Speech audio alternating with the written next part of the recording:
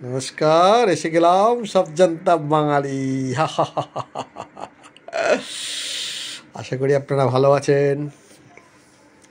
এই কেলোদাকে নিয়ে না আর পারা যাবে না, এত খবরাখবর রাখে না, আর একটার পর একটা খবর দিতে থাকে, আমার মাথা পুরো খারাপ হয়ে যায়। আর অদ্ভুত অদ্ভুত সব খবর নিয়ে চলে আসে কোথা থেকে, কিন্তু সব কটা সত্যি কথা। এই নয় যে ওর মন গড়া বানানো, কোনো কিচ্ছু মন গড়া নয়, বানানো নয়। আজকে সকালবেলায় ধরুন না, এই হাতের বাজারের থলিটা নিয়ে যাচ্ছি, হঠাৎ দেখি ওনার সাথে দেখা। একটা বসে আছেন একটা ছোট্ট রকে, আমাকে যেই দেখেছে দূর থেকে, ওয়ে ভায়া এসো বসো। আমি কি গো, এখন বাজার যাচ্ছি। আরে শোনো না, একটু 2 মিনিট বসতে তোমার কি বাজার উঠে যাবে? আচ্ছা, বাজার উঠে যাবে না, কিন্তু অসুবিধা হবে তো রান্না করতে, বউ তো দেবে। এই যে বললে না, এইটাই হলো কথা। আমাদের আর যুগ শেষ। মানে আমাদের যুগ শেষ মানে কি বলছো? আমাদের যুগ মানে পুরুষ মানুষের যুগ শেষ, এখন নারীদের যুগ চলছে, নারীদের যুগ এসে গেছে। চারিদিকে দেখছো না কী সব হচ্ছে, এখন সব লিডারশিপ নারীরাই নিয়ে নিয়েছে হাতে, পুরুষরা নেই। হ্যাঁ, সেটা তো কিছুটা সত্যি বটে। আরে কিছুটা কি, কোর্ট রায় দিয়ে দিচ্ছে।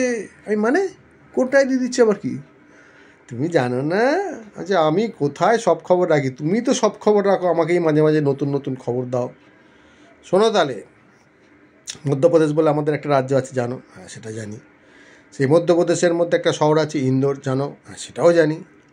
এটাও জানো তো, ইন্দোর কিন্তু সব থেকে লাস্ট 9 বছর ধরে ভারতবর্ষের মধ্যে সব থেকে পরিষ্কার শহর। হ্যাঁ হ্যাঁ হ্যাঁ, সেটা বছর দেখছিলাম খবরে। যাই হোক, ইন্দোর একটা ঘটনা তোমায় বলি, শোনো। কী হয়েছে, একটা ডিভোর্সের মামলা হয়েছে। তাহলে ডিভোর্সের মামলা তো সব কোটি হয়, নতুন কথা কি? আরে বাবা শোনো না ভায়া, সেইখানে বিচারক সাহেব রায় দিয়েছেন, স্ত্রী স্বামীকে খরপুশ দেবে। তাহলে তোমার ঠিক বললাম না যে মহিলাদের যুগ এসে গেল? বাবা, আমি তো চমকে গেলাম। আমি তো জানতাম স্বামীরা স্ত্রীদের খোরপোশ দেবে, স্ত্রী খোরপোশ দেবে। হ্যাঁ, কেন বলেছি, এমনি এমনি বলেছি। হ্যাঁ, সেটা তো চিন্তার বটে। আচ্ছা, বলো না কী হয়েছে ঘটনাটা। তাহলে শোনো ভায়া, এই 2022 সালে 2 বছর আগে, ছেলেটি বাচ্চা ছেলে, বেশি বয়স না, হায়ার সেকেন্ডারি পড়তো। এবার মেয়েটি ছেলেটিকে ভালো লাগে, মানে একতরফা প্রেম, ছেলেটার কিন্তু ভালো লাগে না মেয়েটাকে। এবার মেয়েটা হতে পারে শক্তিশালী, কেন মেয়েদের যুগ এসে গেছে, ওই কারণে বলেছি। ওর পরিবারও শক্তিশালী, জোর করে ছেলেটাকে বিয়ে দিয়েছে। এমনকি হায়ার সেকেন্ডারি পরীক্ষা সে দিতে পারেনি এই ঝামেলাতে। আচ্ছা হ্যাঁ, বলো কি, তাহলে ছেলেটার ভবিষ্যৎ একদম নষ্ট? তাই তো অবস্থা। লাস্ট 2 বছর ধরে সে চেষ্টা করছে চাকরি, একটা চাকরি পায়নি। এপাশে ওই মেয়েটি কিন্তু একটা বিউটি পার্লারে চাকরি করে। এবার মেয়েটা খুব ওর ওপর, ছেলেটি যে মামলা লড়েছে, বলছে ওর স্ত্রী ওর ওপর শারীরিক মানসিক নির্যাতন করে। এবার বিচারক নিশ্চয়ই কিছু প্রমাণ পেয়েছে, ছেলেটা কিছু চাকরি পায়নি আর মেয়েটা বিউটি পার্লারে চাকরি করে। বিচারকরা যে ঠিক আছে, যতদিন না ছেলেটার চাকরি হয় ততদিন মেয়েটা 5,000 টাকা করে মাসে মাসে খরপোশ দেবে স্বামীকে।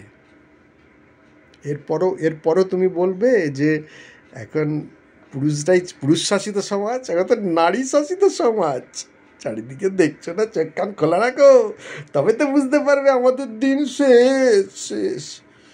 আমার শুনে মনটা খুব খারাপ হয়ে গেল। আমি আস্তে আস্তে হাঁটতে হাঁটতে বাজার চলে গেলাম। কী আর করব, আপনাদের কি মত বলেন?